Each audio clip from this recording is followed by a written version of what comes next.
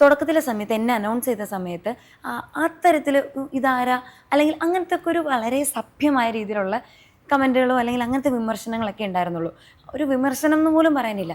പക്ഷെ വൺസ് നമ്മൾ ഈ പറഞ്ഞ പോലെ നമ്മുടെ നേട്ടങ്ങൾ ചൂണ്ടിക്കാണിച്ച് പറയാൻ തുടങ്ങിയ സമയം തൊട്ടാണ് ഈ സൈബർ ആക്രമണം ലിറ്ററലി വരാൻ തുടങ്ങിയത്.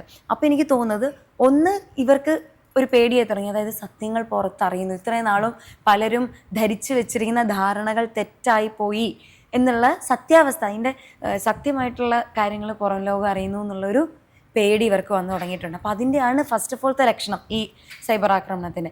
പിന്നത്തെ കാര്യം ഈ എന്താ പറയുക, ഇതിൻ്റെ വസ്തുതകൾ തിരിച്ചറിയാതെ ഇപ്പം നമ്മളിപ്പം മെട്രോയുടെ കാര്യം പറഞ്ഞു, അല്ലെങ്കിൽ റേഷൻ്റെ കാര്യം പറഞ്ഞു, മറ്റേ KSRTC ബസ്സുകളുടെ കാര്യം പറഞ്ഞു, ഇപ്പൊ ഈ റീസെന്റ് ഞാൻ UPI കാര്യം പറഞ്ഞപ്പോൾ അത് വരെ ട്രോളായി, ഭയങ്കര ട്രോൾ. അതായത് എനിക്ക് നമ്മളെ ഒന്നും അറിയാതെ ചുമ്മാ എന്തോ ഒരു വേർഡ് ഉണ്ടല്ലോ, വാട്സപ്പ് യൂണിവേഴ്സിറ്റി, അതിനകത്ത് പഠിച്ചിട്ട് ഞാൻ വന്നിരിക്കുകയാണ്. ഇല്ല, എനിക്കതാ മനസ്സിലാവത്തി. ഇവർക്കറിയാത്തത് എൻ്റെ കുഴപ്പമാണോ? ഇവരിത് ഇനിയും സമയമുണ്ട് പഠിക്കാൻ, ഇനിയാണല്ലോ നോക്കിയത്. ഇത് ഞാൻ അതിനകത്ത് പറഞ്ഞ കാര്യം എന്താ, നമ്മുടെ ഏറ്റവും സജീവമായിട്ട് UPI ഉള്ളത് ഇന്ത്യയിലാണ്.